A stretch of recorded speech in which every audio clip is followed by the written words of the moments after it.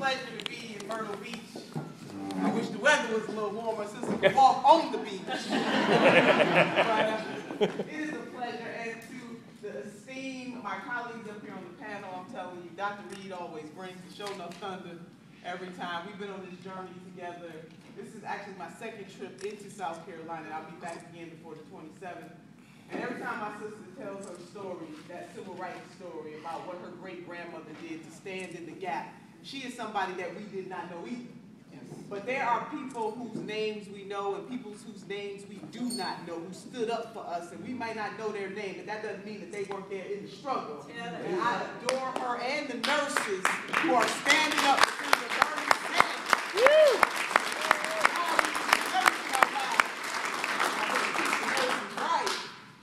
And to my sister, Erica Gardner, oh my God, this trailblazer, this warrior, this 21st century freedom fighter, I got a chance to meet about a couple of years ago in Ohio, and little did I know that we would be on this trail together.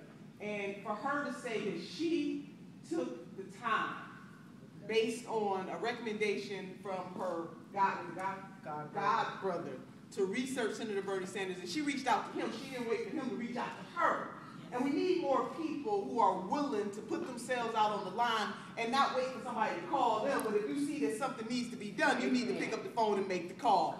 I adore her and respect her so much because out of her family's tragedy, she has been fighting the good fight. And now for her to take it on to the presidential level, and I thought that was so cute. She said it'd be all right for a sister to know the president of the United States.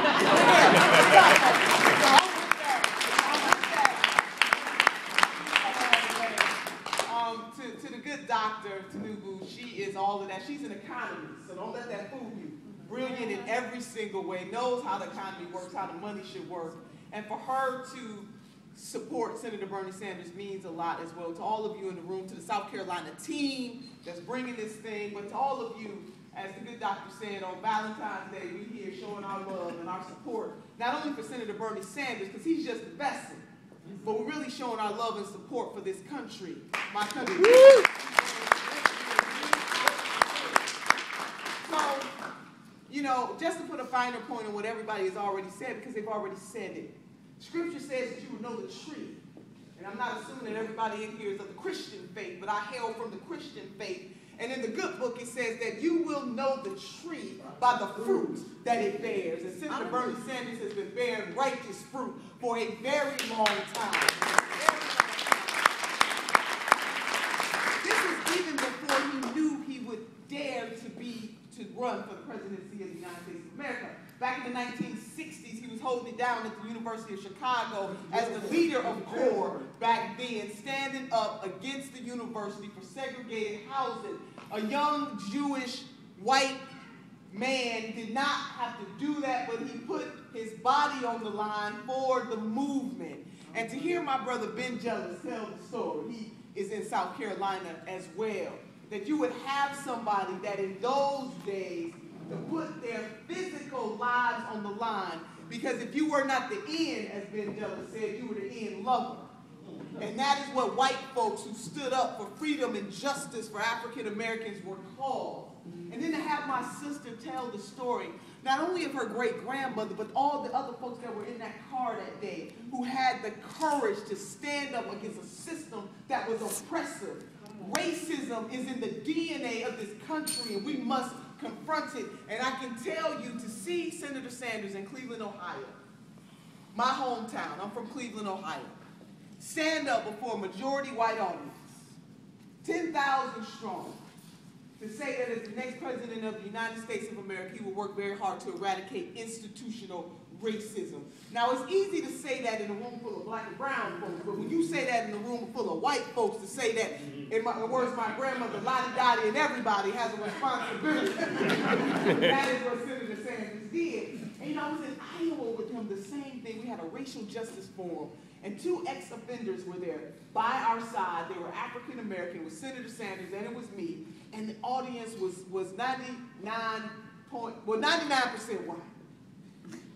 And he didn't mince any words as those brothers told their story about how this system aids recidivism, how this system is not set up so that people who have paid their debt to excited that they can truly go out and live a grander life, to be forgiven of their sins and go out and find a job and have housing and be productive, that the system is not set up for them.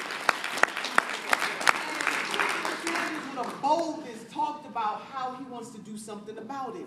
I don't know if you've read his racial justice platform, but he talks about the 5 violences, his words, against black and brown folks: physical, political, legal, economic, and environmental. And if you need a big environmental example, let's just look at what's happening to our brothers and sisters in Flint, Michigan.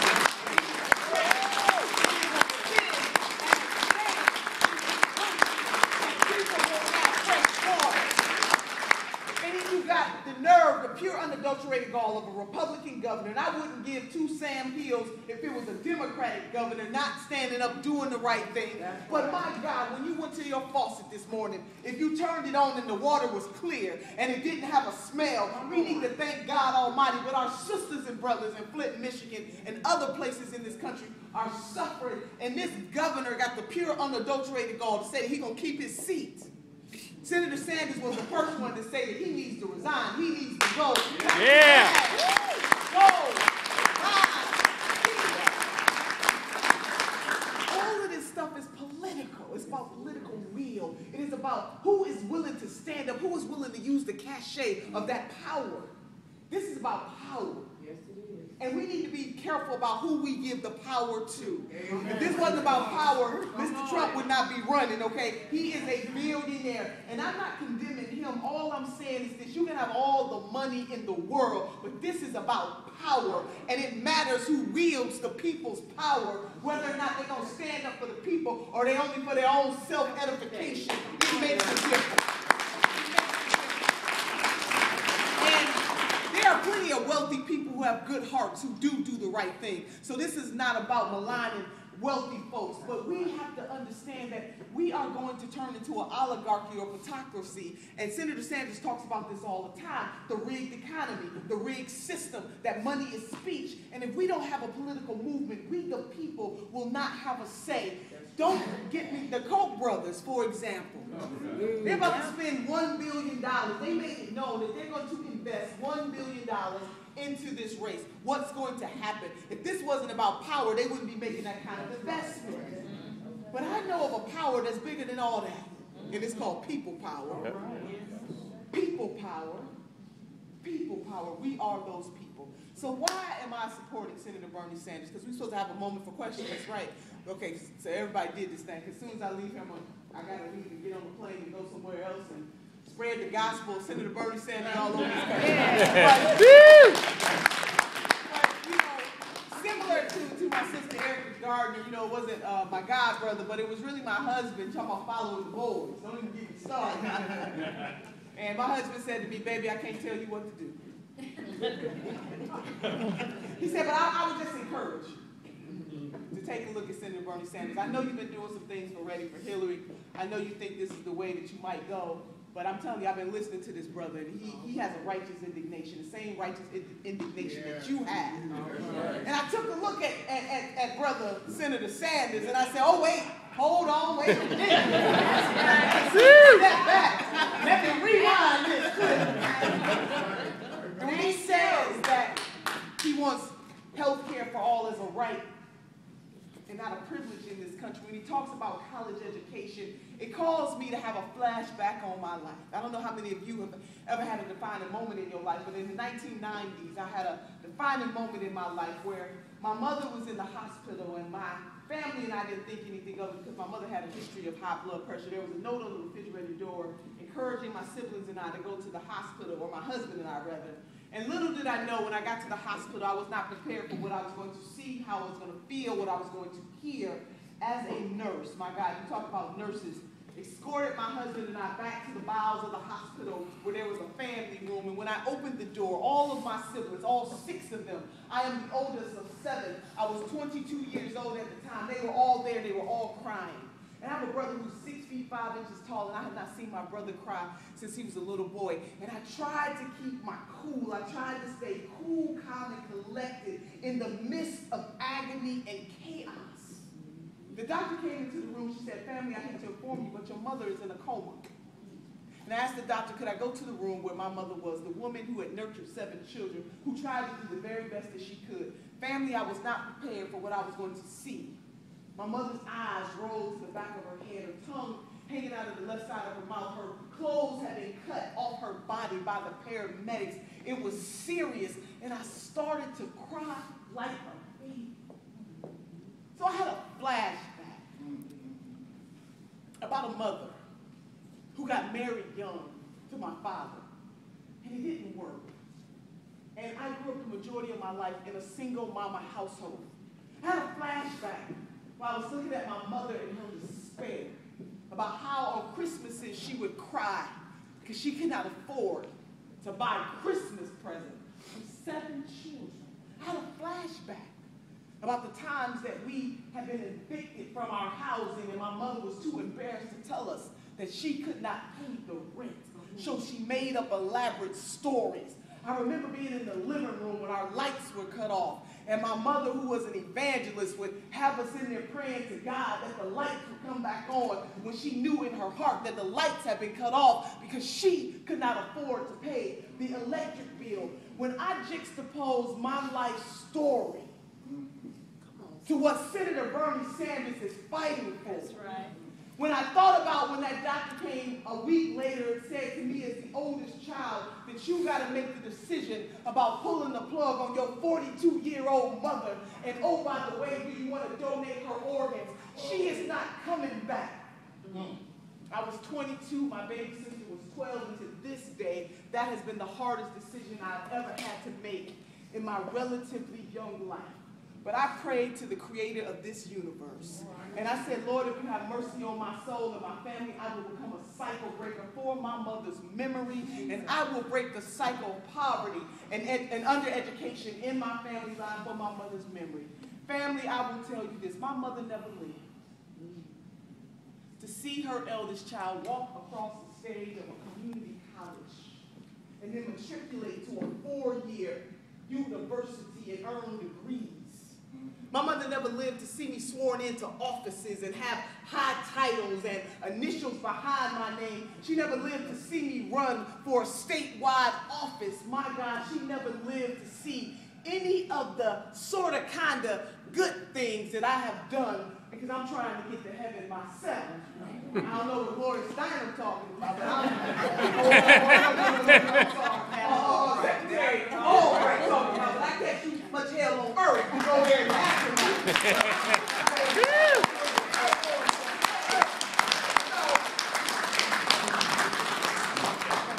When I started to think about all that stuff, and I thought about universal health care for all, and the College Act for all, and all of the things, expanding Social Security, and all the wonderful things, rebuilding our infrastructure, all of the visionary things that Senator Bernie Sanders wants to do for this country, I said, my God, I must stand and deliver. And that I am going to support Senator Bernie Sanders with all my heart, all my might, all my strength. And so I travel around this country telling this story. And even though, can I just say, I would give back every little single minute accomplishment if my mother could be sitting in that chair right there today. For all the poor mamas like her or similar to her, all the poor daddies, all the poor children, all the barely middle class, people who moan at night trying to make a better life for themselves. I have yet to meet anybody who said, when I grow up, I want to be poor. That is what I aspire to do. But all of us don't run the race at the same pace. Some of us got a head start in this thing called life. Some of us get knocked back and we never recover. When I stand up for those people who do not have voice. And that is what Senator Bernie Sanders has been doing all of his life. And everybody who is elected to office are not for the people.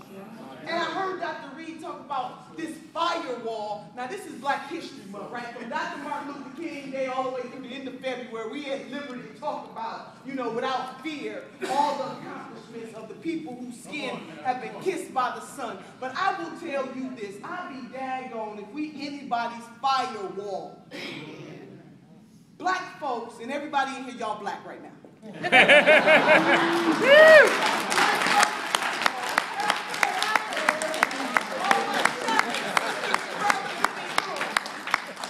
Don't let nobody take your vote for granted. Think about that. Talking about you like you, what you say, got to be an object, a commodity. The last time we had to go through that, that was called chattel, slavery. I'm just saying this, there's no other ethnic group, black folks in this room, everybody in here is black. There's no other group, I want you to think about that, where people are talking about be somebody else's firewall. Hell, we built this country, now we got to work in the 21st century and be somebody else's firewall? I don't think so. It is wrong and it is insulting to African American people. All of us, we should be insulted by that. People need to earn our vote. Every ethnic group, every special group, everybody in this country deserves to be courted by the people who want to lead them. You don't own our vote. You got to earn our vote. And we don't owe nobody nothing. You don't owe anybody. And it's not personal towards her, but I'm just sick and tired, as Sister Fannie Lou Hamer said, of being sick and tired and to be talked about as if people already predisposed that African American folks, we are monolith. We think the same, we act the same, we talk the same, we walk the same, we believe the same. No, we have aspirations and dreams and differences like any other ethnic group in this country. And black folks, all of us black in this room, we ain't gonna let nobody take our vote for granted.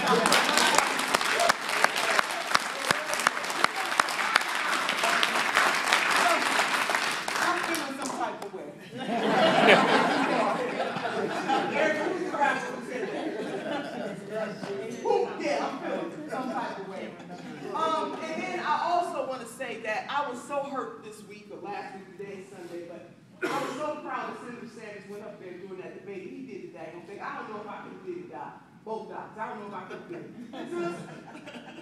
Because some folks could have been cussed out on that stage that day. Imagine that you got your colleagues, and I'm serious, imagine that. People who you have served with in the Congress.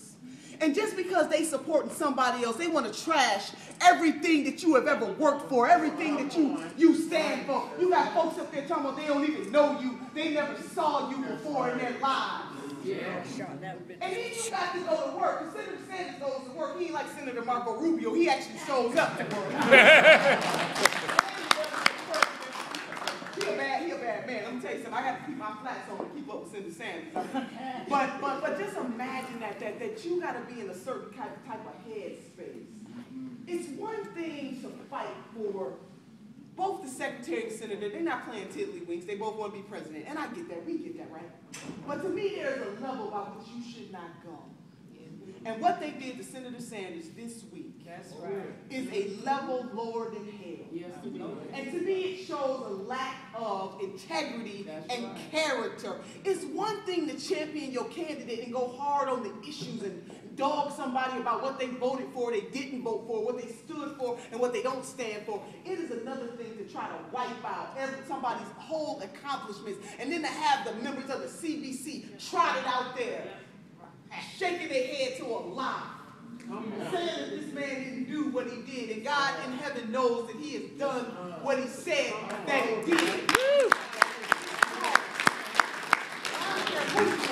It is wrong, and my heart ached for him. I was so messed up. They had me in the spin room, sister. They had me at the debate, right? And I'm in the workroom. It's a workroom, so the staff is there, and all the surrogates are there. Representative Bomberg is there. And we trying to, we watching the debate, we writing down the points and stuff. Okay, Senator Sanders said healthcare is more. Okay, oh, Senator Sanders, video that. And I'm trying to get myself together. I'm praying to God that I don't go out there and cuss people all over.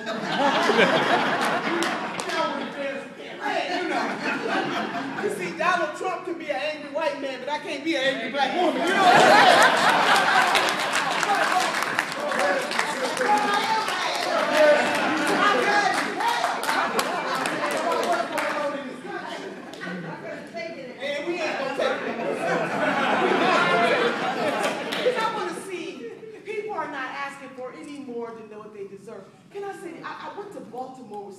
Sanders at the request of Dr. Jamal Bryant.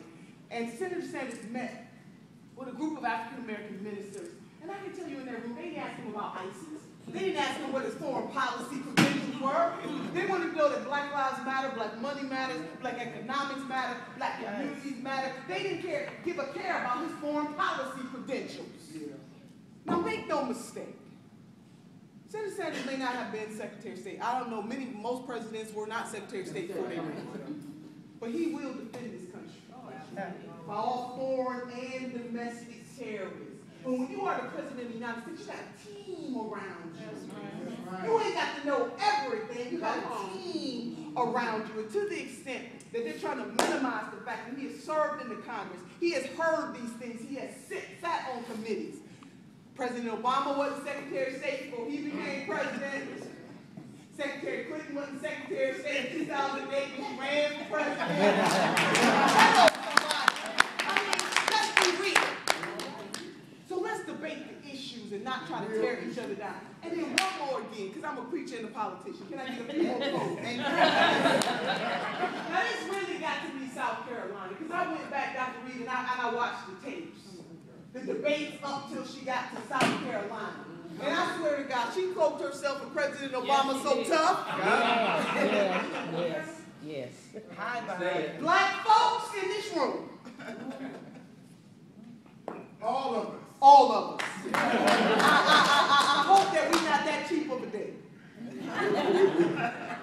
And just because somebody said President Obama's name 50,000 times, that's going to get you to vote. Now, President Obama has done a fine job. He's an extraordinary president. He was one of the most instructive presidents in the history of this country. There is no doubt about it. But Senator Sanders is not against President Obama. And it's okay that you have honest agreements, or disagreements. I don't know if we got couples in this room, but y'all agree all the time. If you got family members in this room, you agree with all the time. Senator Sanders just has honest agreements. But if you check his record, he's voted over 98% of the time in that Congress with the Democrats. It is okay to have an honest disagreement. Honest disagreement. He is not the enemy of the President of the United States of America just because he decided to have a disagreement or two about some policy issues. He did not personally call the president any names. He talked about how people were feeling. And I can tell you as an elected, I've heard the same kind of concerns along the way. But people support President Barack Obama. He did the daggone thing. We made sure he was re-elected in 2012 when the Republicans were trying to make him a one-term. And as the senator boldly said, when the secretary brought that up, he said, well, it's only one of us on this stage. That's right. So, I do hope that no matter who you're supporting in this room, because I don't assume that everybody in this room, but I'm hoping that between all of us up here that at least we have convicted you to a point that you will at least do your research. And I do hope that you leave here feeling the burn. Yeah. When people, you know, Robert Browning once said that man's reach, and I would say humankind, but he said man, but we'll say mankind, for ladies, it's us too. Man's reach should exceed his gravity. Our reach should exceed what we can. That's all Senator Sanders is talking about when he talks about universal health care. You got Secretary saying it's a pipe. We ain't going to do it. We can never have it. She said, I talked to Congresswoman Speaker Pelosi. She said, we ain't going to fight this fight no more. Now, if the American people ain't worth fighting for, I don't know who you fight for, what you running for. If they not worth the fight, that's half the fight. And it really doesn't matter because if that Congress stays the same, don't get it twisted. It's going to be hard for any Democrat to get any of their things done, even if they aiming low. We should not be aiming low, though. We should aim high. Or as Congresswoman Barbara Jordan put it, she said, what the people want is simple. They want an America as good as its promise. That's all Senator Sanders is running for. To make America as good as its promise for all people in this country. Now, all the black folks here, everybody here in this room is black, but I'm talking about all the other folks out there who may be Hispanic or Native American or Asian or Caucasian, Irish American. Let's break down our Caucasian brothers and sisters, German American, Irish American, the mosaic of humanity he is fighting for. And I'm glad that he reaches 15th one. This is it, though. This is it. I truly believe that the creator of this universe has given us two hands, one to reach forward and one to reach back, lifting as we climb. We are our sisters and our brothers. You can't tell me we can't have college for all, we can't have universal health care, we can't expand and protect Social Security. We went to the moon.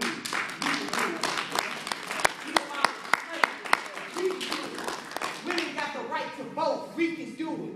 We fought a Supreme Court battle so that our gay, lesbian, transgender sisters and brothers can marry who they love. Oh yeah, we can do it. We can do it. And as a country, we're not going from yes we can to no we can't. And that's pretty much what the other candidate wants us to think and to believe. So we are our sisters and our brothers' keepers. Number two, and most importantly, we can't ask other folks to do more for us than we are willing to do for ourselves. And hard work and determination pays off. In the words of Frederick Douglass, you might not get everything that you work for, but you will work for everything that you get. Can I get an amen? Amen. But lastly, in the words of my grandmother, who was hailed from the South, Grandma could not read or write, but she could count her money, sisters. I'm talking to the sisters right now. Grandma kept her money in the Southern Ladies and y'all know what I'm saying? Grandma had the money on one side and the pistol on the other. She would go to the grocery store, my grandma digging in that purse and put that pistol down. That's a whole other story. My grandmother, she didn't have a formal education, but she had what we call motherhood. Man, she was one of the smartest women I've ever known. When I asked my grandmother, what does it take to be successful in life, she said, my dear granddaughter, she said, all you need are three bones. The wishbone, the jawbone, and the backbone. She said the wishbone will keep you hoping and praying, because hope is the motivator, but the dream is the driver. The reason why we do what we do each and every day is because we hope and believe that tomorrow will be better than today. She said the jawbone will give you courage to speak truth to power. Or the word, well, I ain't gonna give that quote. Speak truth to power. But she said the most important bone of them all, the supercalifragilisticexpialidocious bone, is the backbone. Because the backbone will keep us standing through all of our trials and our tribulations. And in this life, black folks, we're going to go through some stuff. Amen. But you can't have a testimony without a test. And we are being tested about whether or not we got courage enough, heart enough, love enough, dignity enough, fight enough, belief enough, hope enough to do what is right. Not just for ourselves, but for generations unborn. We can do this. And to the extent that other folks are telling us that we can't, they are wrong. Sister Helen Keller said that one must never consent to creep when one feels the urge to soar. And I hope everybody in this room, for every background, for every corner of this state, from this nation, feels the urge to soar. That is what Senator Bernie Sanders is fighting for, and he's unapologetic about it. It is about having a political will to help the people. So now I'm feeling a little under the weather. I don't know if you can tell. We were receiving you were good. So, I need your help. I do. Because our sister got to get on the plane, and I don't know how many volunteer. First thing I do is say, Lord Jesus, have mercy on this plane, the pilot, everybody. Just land. You know, when I land, people say, oh, Cindy, did you have a good flight? Oh, yeah, it landed. It was the best flight ever. But if you guys could just do this, because this just gives me so much energy that when I say feel, you say burn. Now, you got to do this with me. Again, to all of my esteemed panelists, we are a team. I could not be able to do this without them. It takes teamwork to make the dream work, and we are the team. I want you to think about your neighbor and people that you know who may be struggling, people who are just kind of on the edge, people who have lost belief and hope. Because the only way the senator is going to win is not really about people like me coming in. It's not really about people like me coming in. It is really about you. And you. And you, baby. And you. You are the ones who make the difference. Please commit to making a phone call. Is that what a phone call? Please commit to knocking on a door. But bring somebody to this fight with you. Commit to giving the senator a few dollars. Do y'all know he don't take no money from super PACs? Do you guys know that he is rated, the average donation is $27 an hour, $27 an hour. That's gonna work. But the average donation donation is $27. And when all is said and done, Senator Sanders, there's only one interest he's going to have to answer to, and that is us, the people. So please make sure that you donate to him or do something. Donate your time, donate some money, but donate to him because he needs you. South Carolina, the whole world is watching you now. I know it's a lot of pressure, black folks in here.